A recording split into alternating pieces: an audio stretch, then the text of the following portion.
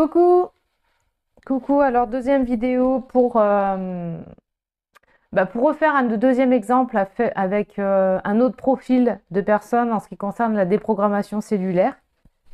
Et ça consiste en quoi en fait pour quelqu'un qui connaît pas du tout, qui sait pas de quoi je parle. En fait, c'est l'homme en fait qui comporte en lui 60 milliards de cellules. Je ne pense pas qu'on les ait comptées une à une, mais en gros quoi, c'est pour dire qu'il y a énormément de cellules dans un corps humain. Et ces cellules sont toutes issues de cellules œufs uniques qui se sont formées au cours de la division cellulaire successive. Ensuite, ces cellules contiennent des chromosomes constitués d'ADN qui portent l'information héréditaire sous forme de gènes.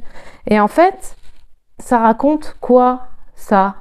Ça veut dire que quand il y a la fabrication du fœtus, la création du fœtus dans le ventre de la mère, donc par exemple, vous venez là, vous incarnez, il y a la construction du fœtus dans le ventre de la mère et vous allez récupérer des informations génétiques de la lignée de votre mère et de la lignée de votre père.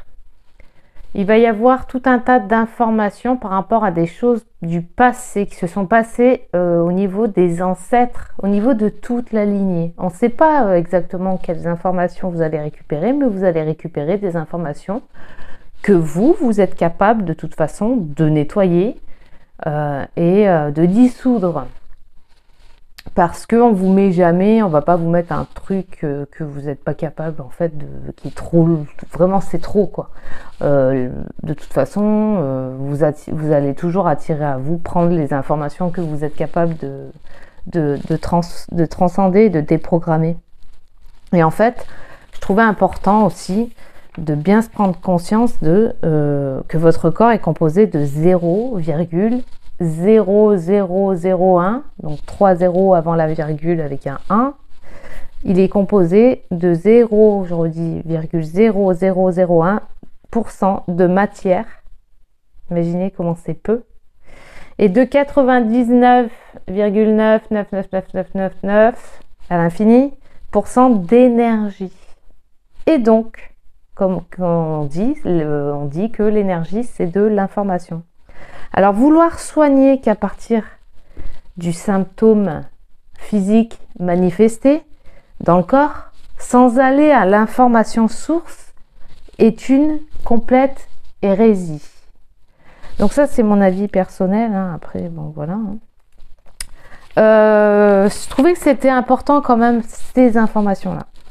Donc, on revient à nos moutons par rapport à une séance de déprogrammation cellulaire. Comment ça se passe? Alors moi, au début, je vais faire un soin énergétique pour déjà pouvoir faire un premier nettoyage au niveau énergétique pour voir un petit peu les énergies, ce que moi, je vais ressentir au travers du soin.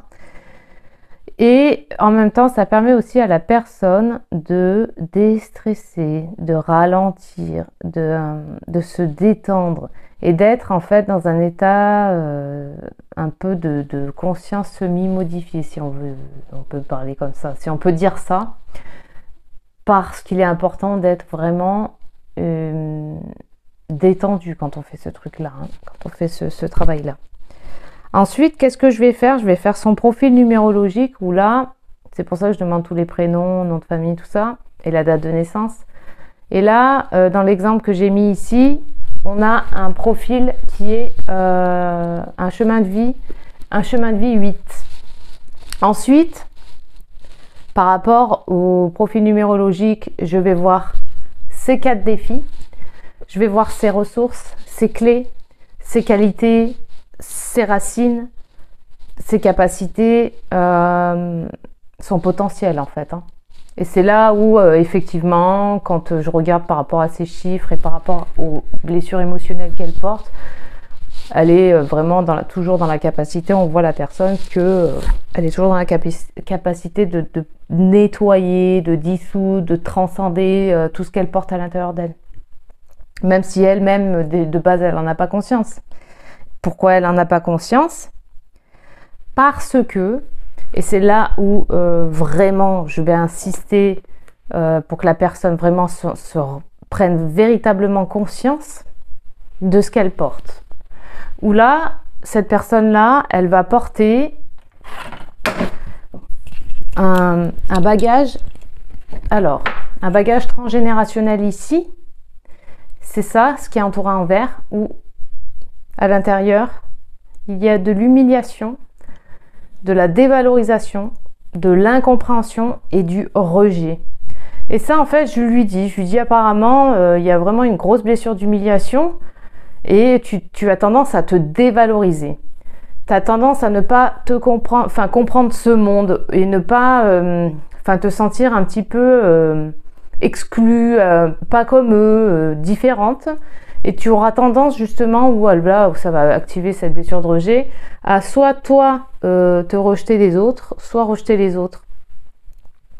Donc, c'est vraiment des trucs qui tournent en boucle à l'intérieur d'elle-même et qui vont raconter une histoire. Mais cette histoire que raconte ce bagage qu'elle porte, ça n'est pas la tienne.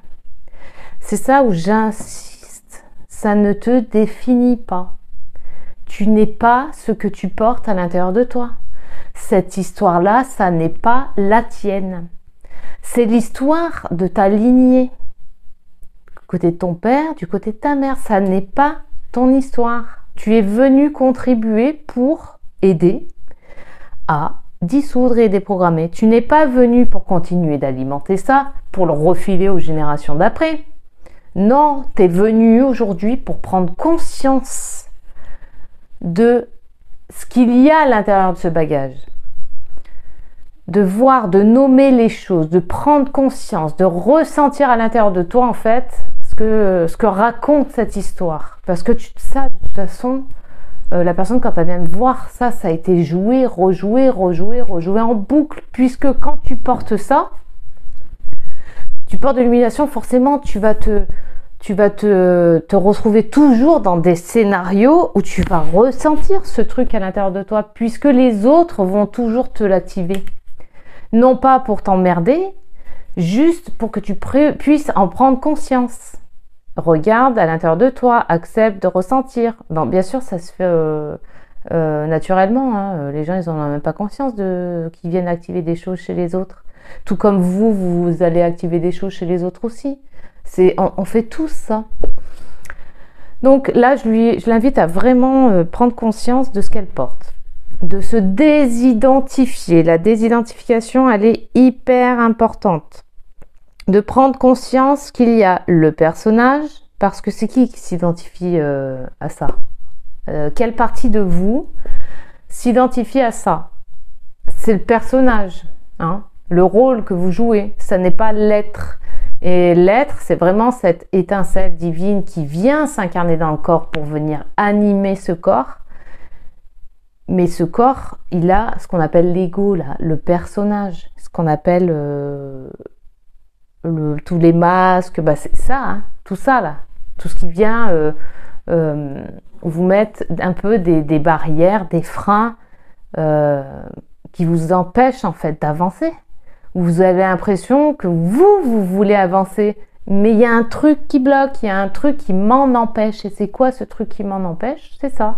Et ça, c'est vraiment le schéma comportemental, où la personne, elle va se comporter de cette manière, où elle va préférer éviter de se confronter aux autres, aux gens, parce que c'est trop difficile quand ces gens-là viennent activer ce schéma-là.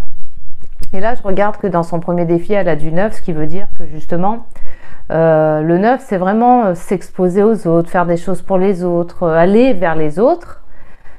Et là, avec une blessure d'humiliation, de la dévalorisation, de l'incompréhension et du rejet, c'est très très compliqué d'aller vers les autres. Donc du coup, pour elle, c'est un défi. Deuxième défi, numéro 4, où là, le 4, qu'est-ce qu'il raconte? Il dit, sois juste avec toi-même, écoute-toi de l'intérieur, rentre à l'intérieur de toi pour aller te construire sur des bases solides. Ne te laisse pas influencer par les autres. Et là, c'est un défi. Pourquoi? Puisque forcément qu'elle va être influencée par les autres, étant donné que elle elle se diminue et qu'elle va mettre toujours les autres en dessus d'elle sur un piédestal et elle en bas. Donc elle va forcément plus écouter l'extérieur que l'intérieur, puisqu'elle a ces blessures-là, forcément. Donc après, troisième défi, c'est du 5. Et le 5, qu'est-ce qu'il raconte? En fait, il dit qu'à un moment donné dans sa vie, il va y avoir un énorme changement, une énorme transformation. Donc, ça va se faire intérieurement comme extérieurement, où là, il va peut-être y avoir des prises de conscience. Et c'était le cas, hein, de toute manière, hein, tout ce que je dis, c'est vérifié.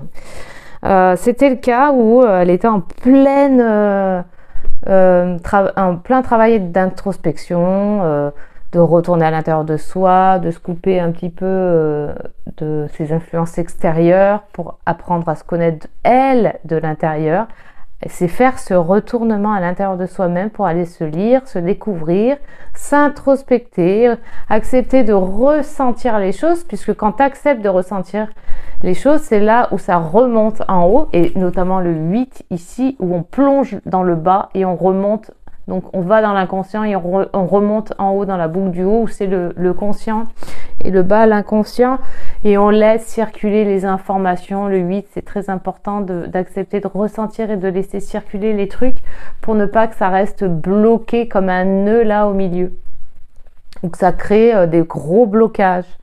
Et c'était notamment ce qui est arrivé, puisque elle n'avait pas, avec tout ça, c'est forcément compliqué. Donc comme personne n'a le mode d'emploi et que ça, personne ne nous le dit, à moins de demander, de se relier à cette étincelle de vie qu'on a à l'intérieur de nous. Hein. C'est cette étincelle, je vais y arriver, de vie qu'on a à l'intérieur de nous, à laquelle il faut se relier et retourner là, puisque c'est une source inépuisable d'énergie et d'information, puisque l'énergie c'est de l'information. Quand tu acceptes de ressentir ce qu'il y a à l'intérieur de toi, ça te génère des sensations, et ces sensations tu peux les mettre en mots. Là il y a ceci, là il y a cela, là il y a de la colère, là il y a de la rancœur, là il y a de l'amertume, là il y a du stress, là on peut décortiquer comme ça jusqu'à ressentir, laisser remonter, accepter de ressentir, même si c'est très inconfortable, et ça l'est, mais c'est pas grave. Vaut mieux que le faire une bonne fois et continuer de le faire de toute façon tous les jours, puisque tous les jours c'est important aussi de remettre de l'ordre dans sa tête avant d'aller se coucher le soir, de régler les choses, de remettre chacun à sa place, pour ne pas qu'il y ait de débordement à l'intérieur de soi. C'est tout comme quand vous faites le ménage chez vous, il est important aussi de le faire à l'intérieur de vous, hein. De s'observer en fait. Là il y a ça, là il y a une tension, là, et on respire, on ralentit, on se détend, et puis on accepte de ressentir, puisque quand vous acceptez de ressentir une émotion, l'émotion en fait elle rentre et elle sort. C'est une énergie qui vous traverse. C'est tout. Donc à partir du moment où vous êtes dans l'acceptation de ce qui, les informations qui remontent à l'intérieur de vous, moi après je vous invite à retourner dans des scènes de sidération. J'avais fait une vidéo dessus. En fait c'est des scènes où vous avez subi par exemple des gros chocs émotionnels, où vous êtes resté comme sidéré, comme on dit chez nous, complètement blasé, quoi, vraiment choqué, quoi. Et du coup, c'est de vous inviter d'aller dans ces zones-là. Alors, il se peut, et ça arrive souvent, que quand on retourne dans ces zones-là, le mental a enregistré ça comme étant négatif, étant zone rouge, il ne faut pas y aller. Le mental, c'est comme le videur devant la porte, où il dit donne-moi ton laissez-passer, quoi. Et en gros, tu lui dis, tu le rassures en lui disant c'est bon, aujourd'hui, je suis prête, je veux y aller. Donc, c'est moi qui décide, puisque c'est toi l'être, hein. Donc, je sais ce que je fais. T'inquiète pas, là, je sais, je suis prête, j'y vais. Et là, c'est bon, il te laisse rentrer. Hop, tu ouvres la porte et là, tu y vas. Donc, tu retournes dans ces scènes-là. Et là, dans ces scènes-là, On voit ensemble. Moi, je fais que accompagner, donner des directions. Tout le travail, c'est vous qui le faites et moi, j'accompagne. Et là, c'est de retourner pour aller en face dans les scènes justement où il y a eu ces zones de sidération et puis en face des personnes, s'il y a eu des personnes aussi qui ont joué des rôles dans ces scènes-là pour accepter de ressentir les choses, pour laisser remonter les énergies cristallisées, donc les informations, grâce à la lumière de la conscience qui vient éclairer les choses, afin de laisser circuler, de libérer, de mettre de l'intelligence, le regard de l'intelligence qui, lui, voit très bien quand on regarde, on change de regard en fait. C'est vraiment un changement de regard, on ne regarde plus les choses comme étant des pauvres petites victimes qui se dévalorisent, je suis une petite chose, ça c'est le personnage qui raconte ça. Mais votre être, votre esprit, lui, quand il le regarde, il est au-delà de ça, il est au-dessus de ça. Lui, il n'a pas d'émotion, il n'y a que du vrai, du juste, de l'amour en fait, et de l'intelligence. Ça va ensemble. Quand je dis de l'amour, c'est pas l'amour comme on connaît nous ici, vous savez, les trucs de l'amour de couple. C'est vraiment de l'amour intelligent. Et c'est de percer en fait. Quand tu regardes les choses, c'est de percer toutes ces couches. Ça perce, l'esprit, ça perce, c'est froid. Ça perce toutes ces couches-là de masques, de blessures, de ceci, de cela. Lui, il va voir derrière direct. Et il voit que voilà ce qui s'est joué parce que ceci, là, il y a eu ceci, cela. Et il n'y a même pas besoin d'explication parce que voilà, mais il faut bien expliquer. Voilà pourquoi tu as eu autant de scénarios dans ta vie comme ça, parce que tu vas faire des choix qui seront forcément influencés par ce que tu portes à l'intérieur de toi.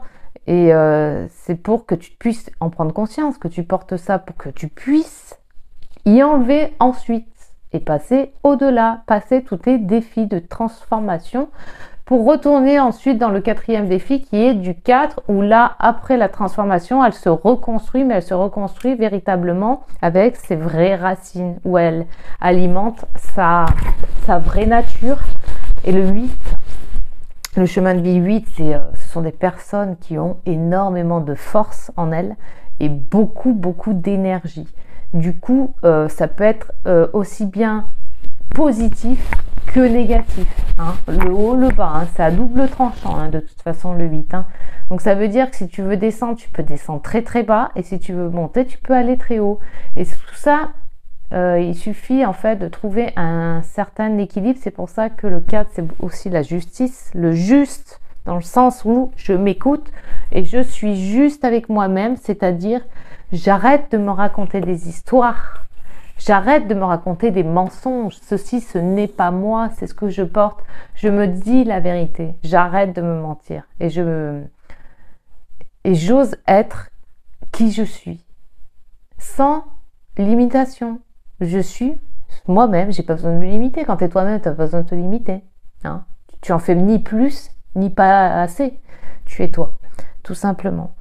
Donc, moi, c'est ce que je fais. On va retourner dans toutes les scènes où il y a eu perte d'énergie, zone de sidération, donc perte d'énergie pour aller récupérer toutes les énergies, pour recréer l'unité, pour se rassembler de l'intérieur et pour recréer l'unité à l'intérieur d'elle. Et puis aussi pour comprendre, intégrer même vraiment ce qui s'est passé au travers de tous ces scénarios qu'elle a pu vivre. Donc voilà par rapport à cet exemple-là. Et puis, je referai sûrement un autre exemple avec d'autres blessures. Parce que là, c'est un peu, quand je regarde par rapport à mon premier exemple et le deuxième, ça se touche un peu. C'est un peu pareil, en fait. Puisqu'il y avait beaucoup d'exclusion dans le premier. Et là, il y a de l'humiliation, il y a aussi du rejet, donc de l'exclusion. Bon, voilà. Après, ça peut se traduire différemment, avec des mots différents. Mais chaque personne, de toute façon, est différente. Hein. Il n'y en a pas une vraiment pareille que l'autre. Il y a des similitudes, mais il n'y a pas les mêmes défis. Il n'y a pas la même numérologie le chemin de vie. Il n'y a pas le même schéma comportemental. Donc, chaque personne est différente. Bien sûr qu'il y aura des similitudes, il y aura des choses qui se ressemblent, mais chacun est complètement différent d'un autre. C'est là où on voit bien de toute façon quand on fait la numérologie, quand on fait tout ça, ces recherches là par rapport aux blessures, tout ça. Enfin voilà, qu'est-ce que je peux rajouter par rapport à ça? Bah écoutez-vous, hein, acceptez de ressentir ce qu'il y a à l'intérieur de vous, c'est tout.